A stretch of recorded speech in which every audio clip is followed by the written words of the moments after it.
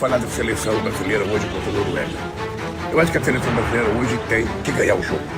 Não é só porque eu sou brasileiro, que eu sou pretendente. ব্রাজিলের জার্সিতে এখনই শেষ নয়। 2030 বিশ্বকাপে আবারও নেইমারকে দেখতে চান দেশটির প্রধানমন্ত্রী লুলা দা সিলভা। এক ভিডিও বার্তায় তিনি নেইমারের উদ্দেশ্যে বলেন, এখনই অবসরের সময় নয়। ব্রাজিলের জন্য তুমি অনেক কিছু করেছো, কিন্তু এখনো তোমার দেওয়ার অনেক কিছু বাকি আছে। তাই আগামী বিশ্বকাপের জন্য নিজেকে প্রস্তুত করো। 2026 ফিফা বিশ্বকাপের শেষ 16তে নরওয়ের কাছে 2-1 গোলে হেরে টুর্নামেন্ট থেকে বিদায় নেয় 5 বারের বিশ্ব চ্যাম্পিয়ন ব্রাজিল। আর সেখানেই শেষ বাঁশি বাজার সঙ্গে সঙ্গে আবেগ ধরে রাখতে পারেননি নেইমার জুনিয়র। মাঠেই ভেঙে পড়েন তিনি, আর তার চোখের জল মুহূর্তেই ছড়িয়ে পড়ে সামাজিক যোগাযোগ মাধ্যমে। সেই দৃশ্য কোটি কোটি ফুটবল প্রেমীদের হৃদয় ছুঁয়ে যায়। ম্যাচ শেষে আবেগঘন প্রতিক্রিয়ায় নেইমার বলেন, আমার যাত্রা শুরু হয়েছিল এই মেটলাইফ স্টেডিয়ামে, আর এখানেই যেন তার শেষ হলো। এবং তিনি এটাও বলেন, হলুদ জার্সিতে এটাই আমার শেষ ম্যাচ। এই কথার মধ্য দিয়েই তিনি জাতীয় দল থেকে অবসরের ঘোষণা দেন। নেইমারের এই সিদ্ধান্তর পর ফুটবল বিশ্বে অসংখ্য তারকা, সাবেক খেলোয়াড় এবং ক্রীড়াঙ্গনে বিভিন্ন ব্যক্তিত্ব তার প্রতি সম্মান ও ভালোবাসা প্রকাশ করেন। তবে সবার নজর কেড়েছে ব্রাজিলের প্রধানমন্ত্রী লুলা দা সিলভার বার্তা। তিনি স্পষ্ট জানিয়েছেন, নেইমারের ক্যারিয়ার এখনই শেষ হওয়া উচিত নয়,